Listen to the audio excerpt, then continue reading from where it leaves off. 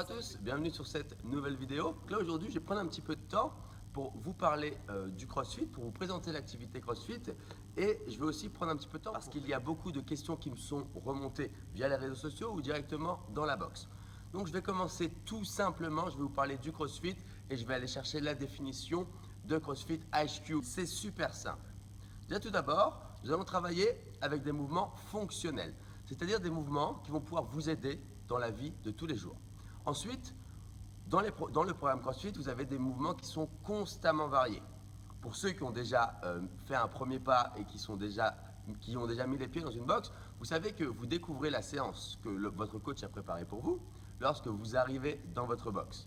Et ce contenu-là, vous pouvez ne jamais le renouveler. Et c'est là où le CrossFit cherche à vous préparer à l'imprévu. Et pour finir, on est sur des mouvements et sur un principe de travail basé sur la haute intensité adaptée. Voilà les trois composants qui composent le CrossFit.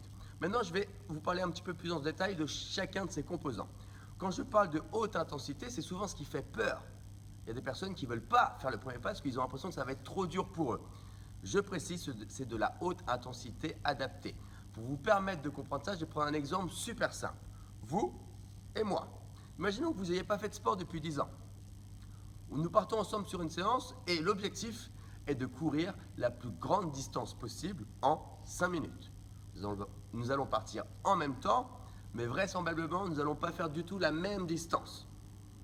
Par contre, je vais donner le meilleur de moi-même et vous allez donner le meilleur de vous-même. Sur ces 5 minutes, je ferai peut-être 2 fois plus, 3 fois plus de distance que vous. Mais on finira exactement dans le même état. On est nous deux sortis de notre zone de confort et nous sommes allés chercher ensemble la haute intensité dans le travail pour donner le meilleur de soi-même. Ensuite, quand je parle de mouvements constamment variés, c'est-à-dire, comme je vous l'ai dit tout à l'heure, en CrossFit, on va pousser, tirer, sauter. C'est ce que vous faites tous les jours. Vous avez 3 grandes catégories de mouvements, des mouvements qui vont être dans la catégorie cardio, comme la course à pied, comme le rameur, comme le vélo. Vous allez avoir des mouvements qui vont être dans la catégorie gymnastique, c'est-à-dire votre corps qui va se mettre en mouvement. Par exemple, si vous faites une traction ou une pompe, c'est dans la catégorie gym. Et pour finir, vous avez tout ce qui est dans la catégorie force et haltéro. Vous allez mettre en mouvement une charge extérieure sur ce mouvement. Donc oui, il y a des mouvements d'haltérophilie que vous connaissez comme l'arraché, l'épaulé, mais vous avez aussi simplement le fait de prendre une balle, de la mettre en mouvement. Ça rentre dans la catégorie d'haltérophilie parce que vous mettez une charge extérieure en mouvement. Voilà pour la définition. Maintenant, je vais vous parler un petit peu de l'objectif du CrossFit. Par rapport sûrement aux autres sports que vous avez déjà pratiqués, l'objectif du CrossFit est totalement différent. Mettez-vous en tête que le CrossFit, c'est le sport qui va vous permettre d'être en forme le plus rapidement possible. Et l'objectif du CrossFit est uniquement là. Vous allez donner le meilleur de vous-même au quotidien. Dans vos séances, vous allez mettre en œuvre vos 10 qualités physiques naturelles qui vous permettent d'être bon dans n'importe quel sport. Donc, je vais vous donner quelques exemples pour bien comprendre que le CrossFit est un sport anti-spécialisation. Imaginons une compétition où il y aurait le meilleur haltérophile du monde, la personne la meilleure au monde sur le 100 mètres, le lanceur de poids le meilleur au monde, et comme ça vous prenez 10 sports différents, vous avez le meilleur du monde à chaque fois, et à côté d'eux, vous mettez le meilleur crossfitter du monde. Si on fait une compétition interdiscipline, dans cette compétition interdiscipline, vous avez 10 champions du monde plus le meilleur crossfitter au monde. Sur chaque sport, le champion sera le numéro 1 parce qu'il est spécialiste. D'accord ? Le crossfitter sera systématiquement deuxième et premier en crossfit. Pourquoi ? Parce que chaque sport développe chez vous les qualités nécessaires pour pratiquer ce sport, mais au détriment de nombreuses autres qualités. C'est ce que le CrossFit évite. En faisant du CrossFit, vous allez simplement devenir la meilleure version de vous-même. En développant toutes ces qualités, vous allez être au top sur toutes ces qualités. Donc vous allez être beaucoup plus fonctionnel qu'aujourd'hui et beaucoup plus en forme, efficace dans toutes vos tâches du quotidien. Alors pour finir cette vidéo, j'aimerais revenir sur certaines choses et c'est là où je vais en profiter pour répondre aux questions que vous m'avez posées. Il y a beaucoup de personnes qui connaissent le CrossFit, qui pensent peut-être s'y mettre, mais qui ont d'énormes appréhensions. La raison est simple. Pourquoi vous avez une appréhension? Et là, je m'implique personnellement. Pour moi, l'ennemi numéro 1 du CrossFit, c'est la médiatisation du CrossFit. Pourquoi? Qu'est-ce qui est mis en avant sur Internet? Il est mis en avant sur Internet les games souvent. Vous allez voir les plus belles performances. Mais c'est le championnat du monde des crossfitters. C'est des personnes uniques. Il ne faut pas vous comparer à ce type de compétiteurs parce que ce sont des personnes qui représentent 0,0001% des pratiquants. Et c'est d'ailleurs la raison pour laquelle des personnes viennent me demander et me disent le principe de travail me plaît, l'ambiance me plaît, mais moi je ne veux pas avoir des épaules comme ça, je ne veux pas avoir des cuisses comme ça, je ne veux pas avoir des abdos comme ça. Simplement parce qu'on est parti chercher sur Internet ces personnes, ces compétiteurs et ces champions de CrossFit. J'aimerais vous dire maintenant que ces personnes-là ont une génétique déjà hors norme.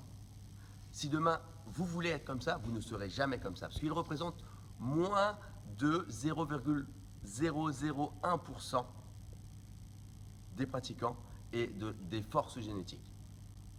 Ensuite, ce sont des personnes qui s'entraînent 2 à 3 fois par jour, qui mangent 5 à 6 fois par jour, qui ont un nutritionniste, qui vont aller chercher des compléments alimentaires. Eux désirent être la meilleure personne au monde sur cette activité. Ils veulent être champions. On n'a déjà pas la même approche. Donc les contenus des entraînements sera également différents. Par exemple, si vous prenez des personnes qui participent au game, on sait que la qualité et la force en haltérophilie, ça sera un facteur déterminant au classement final. Donc, eux vont travailler beaucoup plus régulièrement l'haltérophilie que nous. Ils vont avoir une programmation qui sera beaucoup plus orientée sur la force que nous. Finalement, on ne fera pas la même chose. J'aime bien imaginer les choses un petit peu, vous aider. C'est comme si aujourd'hui, vous avez votre mari ou votre femme qui désire, qui a une petite attirance pour le judo et qui dit « j'aimerais bien tester ce sport, le judo ». Mais l'image, la star française que nous avons en France, c'est Teddy Riner, 145 kg de muscles et une pratique intensive. Est-ce que vous viendrez à l'idée de vous dire « demain, je ne vais pas envie de faire de judo parce que je ne veux pas devenir comme Teddy Riner ». On est d'accord, ça devient ridicule. Donc gardez cette image en tête et dites-vous que demain, en vous orientant sur du CrossFit, un sport santé, un sport qui va vous donner, comme je dis, la meilleure version de vous-même, vous allez simplement vous faire du bien. Aucune chance de devenir comme ces champions et ces athlètes qui ont pour seul objectif d'être les meilleurs du monde. Et un dernier point, je le vois au quotidien, des personnes qui me disent le sport me plaît, mais je vais d'abord faire ça. D'abord, essayer de reprendre un petit peu mon niveau et je m'y mettrai bientôt. Ça, c'est la première erreur. Simplement, vous l'avez compris, le meilleur moyen d'être le plus en forme possible, c'est de faire du CrossFit. Il y a quelque chose qu'il faut aussi vous mettre en tête, c'est que le CrossFit existe pour les enfants. D'accord? Il existe le CrossFit Kid. Il y a des personnes qui sont unijambistes, des personnes en fauteuil roulant qui font du CrossFit. Il y a des personnes de plus de 80 ans qui font du CrossFit. D'ailleurs, si vous avez un petit peu de temps après la vidéo, tapez Constance CrossFit sur YouTube. Vous allez voir que même à plus de 80 ans, le CrossFit reste adaptable à tous. En adaptant les charges, les mouvements, les amplitudes, tout ce qu'on va pouvoir adapter pour vous permettre de réussir le travail et d'avancer, vous allez finir par vous améliorer et réussir à exercer des mouvements qui aujourd'hui vous semblent inatteignables. Et c'est ça le CrossFit. C'est d'ailleurs pourquoi le rôle du coach est ultra important et qu'on est réduit en nombre dans les séances. Ok, sur ce, je suis convaincu de vous avoir permis de comprendre le CrossFit et répondre à quelques questions. Donc n'hésitez pas à partager cette vidéo pour que toutes les personnes qui ont une certaine appréhension pour ce sport qui pourrait leur faire tellement de bien demain, osent passer le pas. Si vous avez d'autres questions, d'autres choses qui vous freinent, n'hésitez pas à me poser des questions, à laisser un commentaire. C'est avec grand plaisir que soit je vous reproposerai une vidéo ou je répondrai directement ici. Sur ce, n'oubliez pas également de liker la page, plein de vidéos à venir sur tous les sujets qui vous seront utiles. Je vous dis à très bientôt pour la prochaine vidéo. Au revoir.